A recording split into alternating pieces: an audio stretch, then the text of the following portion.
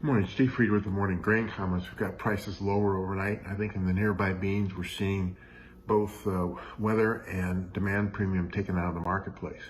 Continue to see softer domestic soybean basis levels, and also the export basis levels are softer as we wind down this year's export market year. There's also an absence of China buying new crop U.S. soybeans.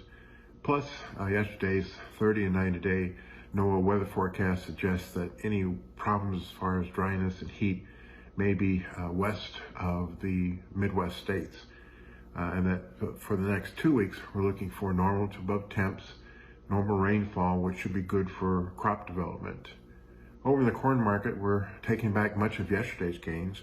Yesterday's gains were in part due to strong basis levels as domestic demand continues to rise.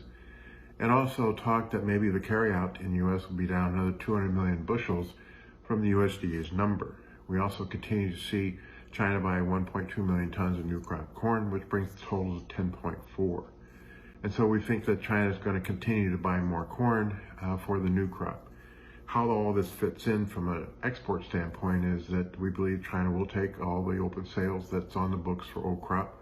Then they'll start their soybean program, and then after the first of the year, start their corn program. Some shower activity expected finally in Brazil. As far as Europe is concerned, they've seen some rains. Also, parts of Russia are still dry in the new lands, but other than that, conditions are mostly favorable. And we're here in the United States, we're also supposed to be getting some rains across the Canada prairies and northern plains that are in extraordinary drought conditions right now. We continue to see that the Kansas wheat tour found a yield of 58 bushels per acre. It's quite a bit higher than the 48 bushels that the USDA is using, which suggests a Kansas crop maybe at 365 million bushels versus last year's 284. We're also noting down in South America, Argentina, their soybean harvest is about 85% done, with the crop still estimated at 43 million metric tons.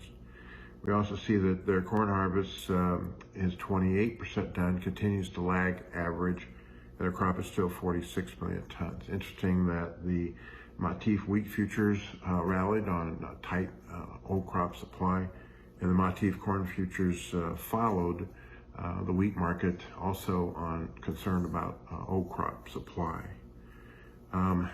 As far as the exports are concerned, U.S. corn exports are 1862 with sales at 816, and for beans it's 2092 with open sales at 165, and as far as wheat, 866 shipments, 76 open sales. Next year's new crop commitments are 352 million bushels in corn, 258 in beans, and 131 in wheat. So again, it's hard to fight Mother Nature when she throws normal weather across the Midwest this time of year, and outlook continues for another 2 weeks. Cash basis levels for beans are lower, while corn remains strong. As always, these are my thoughts, not those of ADM or ADM Investor Services. Have a safe and profitable trading day, and remember, always treat people like you yourself would like to be treated.